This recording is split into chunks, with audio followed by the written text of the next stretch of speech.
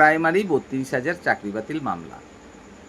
তাহলে কি বেছে বেছে শুধুমাত্র অবৈধ ক্যান্ডিডেটগুলোকে বাদ দিয়ে সেই জায়গায় নিয়োগ করা হবে বৈধ বঞ্চিত ক্যান্ডিডেটদের? নাকি পুরো প্যানেল বাতিল করে দেওয়া হবে? যদি পুরো প্যানেল বাতিল করে দেওয়া হয় তাহলে তো অবশ্যই যারা নতুন টেট পাস করেছেন তাদের জন্য একটা সুবর্ণ সুযোগ। কেন সুবর্ণ সুযোগ?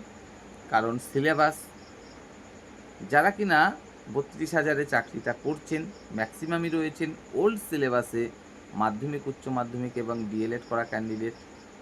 শুধুমাত্র সিলেবাসের কারণেই তাদের পার্সেন্টেজ কম রয়েছে। এবং যারা নতুন করে টেট পাস করেছেন ম্যাক্সিমামই নিউ সিলেবাসের ক্যান্ডিডেট। আর সিলেবাসের যে সুবিধা সেই কারণেই তারা অনেকটা এগিয়ে রয়েছে এই পার্সেন্টেজে। আর সিলেবাসের ব্যাপারটা, সেটা নিয়ে মামলাও বর্তমানে চলছে কলকাতা হাইকোর্টে। যদিও বা কমিটি গঠন করাও একটা সময় হয়েছিল, তারপরেও কোনো সমাধান আজও পর্যন্ত হয়নি যে একাডেমিক ব্যাপারটা নিয়ে কি করা হবে।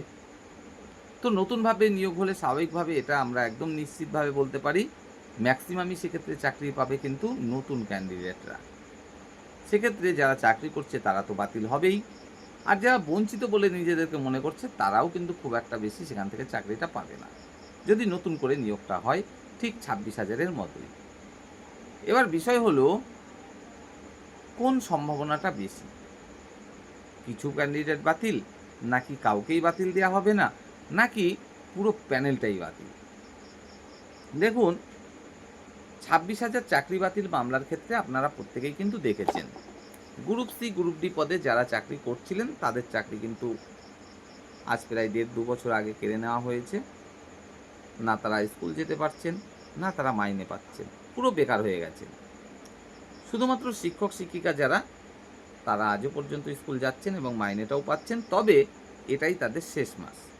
৩১শে আগস্ট পর্যন্ত তাদের কাজ রয়েছে। ৩১শে আগস্ট শেষ হয়ে গেলে তাদেরও কাজ শেষ এবং তারাও কিন্তু সেক্ষেত্রে পুরোপুরি বেকার হয়ে পড়বেন। তো স্বাভাবিকভাবেই কিন্তু তারা এই চিন্তাভাবনা থেকেই কলকাতা রাজপথেও ছুটছেন তাদের চাকরি ফিরিয়ে দেওয়ার জন্য।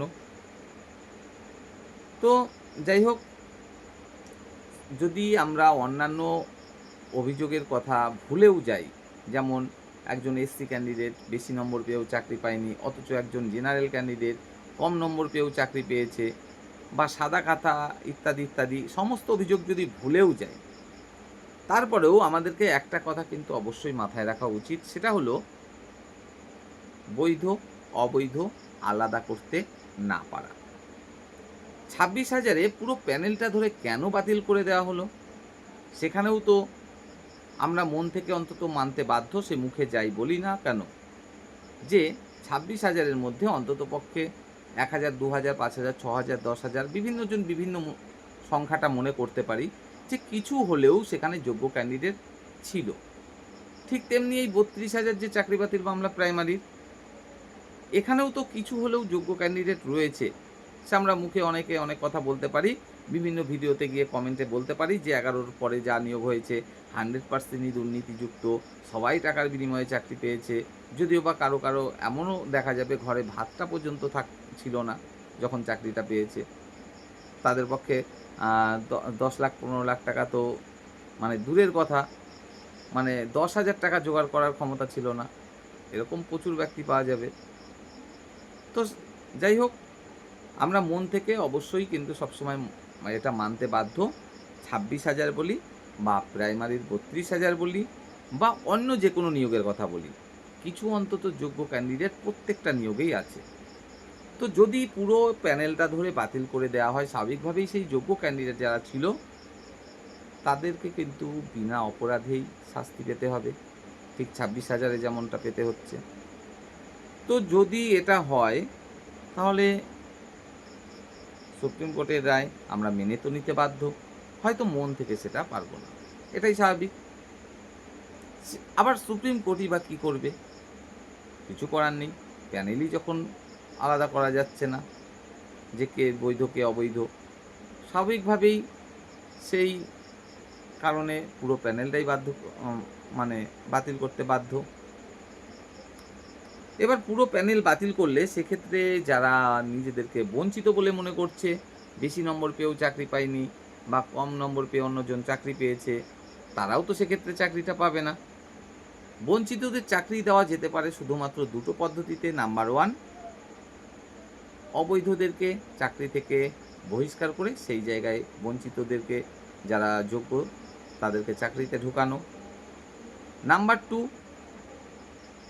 যারা বঞ্চিত, প্রকৃত বঞ্চিত এবং যোগ্য, তাদেরকে সরাসরি চাকরির ব্যবস্থা করে দেওয়া, কোনো রকম বাচ্চাদ না দিয়ে।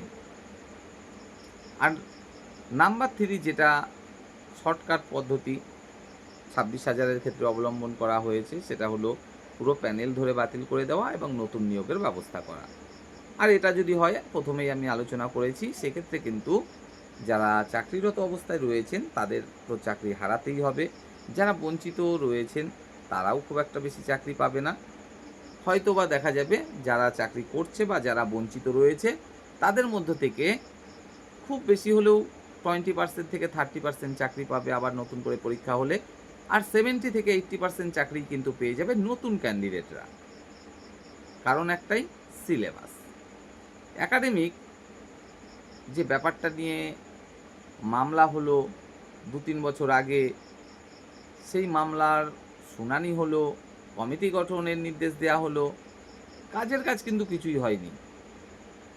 এই যে একাডেমিক নিয়ে বিষয়টা মেটানো, ওল্ড সিলেবাসের ক্যান্ডিডেটদেরকেও সমানভাবে সুযোগ দেওয়া, কাজের কাজ কিন্তু আজও পর্যন্ত কিছু হয়নি। এই যে চলতি নিয়োগ প্রক্রিয়া প্রাথমিকে 13,421, এখানেও কিন্তু সেই পুরনো নিয়ম অনুসারেই চলছে। পুরনো সিলেবাসে যারা পরীক্ষাটা দিয়েছিল, যাদের পার্সেন্টেজ কম আছে, তারা কিন্তু এক্ষেত্রেও বেশি চাকরি পাবেন না, শুধুমাত্র একাডেমিকের কারণে, সিলেবাসের কারণে। তো যাই হোক, সেক্ষেত্রে নতুনদের জন্য কিন্তু একটা অবশ্যই সুবর্ণ সুযোগ বলা যেতে পারে। কারণ 32,000 ভ্যাকেন্সি, 1,000 2,000 নয়, এই তো নিয়োগটা চলছে বর্তমানে 13,421 মাত্র, তার ডবলেরও বেশি, 32,000। আর যদি তার সাথে পুরো আরও যে 10,000 ডিএলএড প্রশিক্ষণপ্রাপ্ত তাদেরকেও জুড়ে দেওয়া হয় এবং পুরোপুরিভাবে একদম বাতিল করে দেওয়া হয়, তাহলে সংখ্যাটা কিন্তু 42,000-এর উপরে।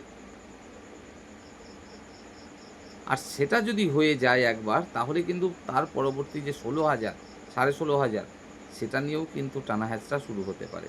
তাই নতুন যারা টেট পাস করে আছো তাদের ক্ষেত্রেও বলবো যে দেখো, কোথা থেকে কবে কি হয়ে যায় সে কথা কিন্তু বলা যায় না। কারণ আমরা চোখের সামনে দেখেছি 26,000 চাকরি কিন্তু বাতিল হয়ে যেতে পুরো প্যানেল ধরে।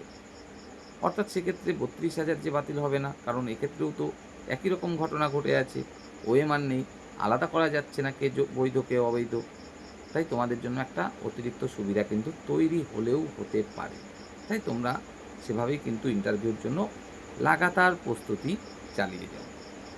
আর যারা চাকরিরত অবস্থায় রয়েছেন তাদেরকে একটাই কথা বলবো যে আপনারা যারা বৈধভাবে চাকরিটা পেয়েছেন, চেষ্টা করুন নিজের চাকরিটা অবশ্যই আশা করি বেঁচে যাবে।